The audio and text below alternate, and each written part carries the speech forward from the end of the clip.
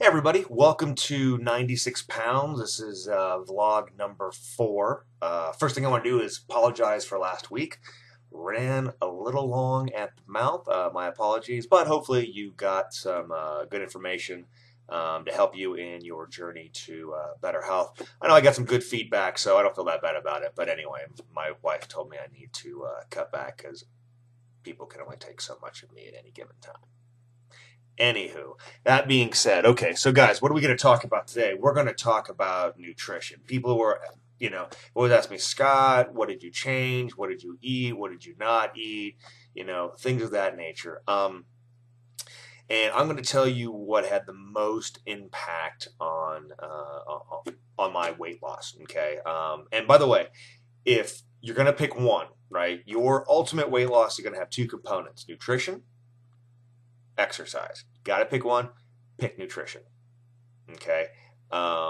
Absolutely pick nutrition. That being said, I hate telling people what they can and cannot do. It was what really kept me from probably getting to my journey to better health. Well, one of the things. The other thing is you know, thought I defined myself by how much money I made, which was horrible, and I thought I was happy, but I wasn't. Anyway, going back to the main subject at hand. The main subject at hand is, what nutrition advice can I give you? Stay away from the 4 white deaths. I know that sounds ominous, but so what are the 4 white deaths? They are white salt, white sugar, white flour, bread, pasta, and the like, and white rice. Okay, why are they all white? Well, the white salt part, not too sure. Not going to take a guess, but whatever. The other ones, they're all refined. They start out as, uh, wheat, or they start out as brown rice. Okay, and then they get refined and polished. I guess it makes them taste better or whatnot.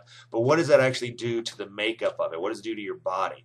It makes your body break it down like greased lightning. Okay, so is that always bad? No. If you're gonna eat some about an hour, half an hour before you go have a rigorous workout, man, it's awesome. Okay, if you're gonna have some half an hour to an hour after you just had a rigorous workout, it's awesome. That doesn't usually happen. What usually happens, guys? We get off work, come home, you know, boil a thing of pasta, have a couple of glasses of wine, maybe 3 glasses of wine, and then we go to sleep. You might as well boil that pasta, put it in a saran wrap bag, and tape it to your love handle, because it's going straight to fat, because it gets processed. It's polished, man. It's enriched. It's going straight to your love handle. All right. If you gotta have carbs, and Lord knows I love my carbs. Okay, love it, love it, love it. All right. Have wheat pasta. Have brown rice. Different taste. I swear you'll get used to it.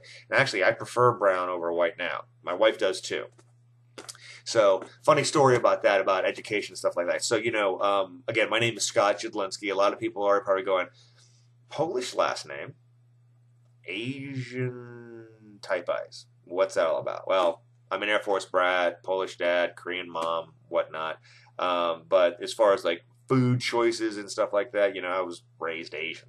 Anyway, so when they told me there's no such thing in nature as white rice, I was like, what? Excuse me? What? That doesn't make any sense. And they explained the whole thing to me, and then I was thinking, all right, well, how? Like, all these poor Asian people have the time and resources to polish their rice. Why don't they just eat the brown rice? Anyway, I digress.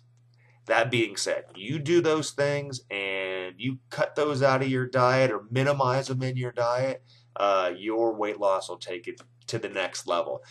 As far as all carbs go, I would say after 8:30, 9 o'clock, stay away from them. Okay, that includes vegetables and fruit. Don't have carbs after 8:30, 9 o'clock. All right. That's pretty much it, guys. I know my Facebook page, I promised supplements, but I did not want to run long. Okay, we're going to talk about that. Just to give you a little bit of hint, what's the number one supplement? Your body's made of 80% of it. Just food for thought. Pardon the pun.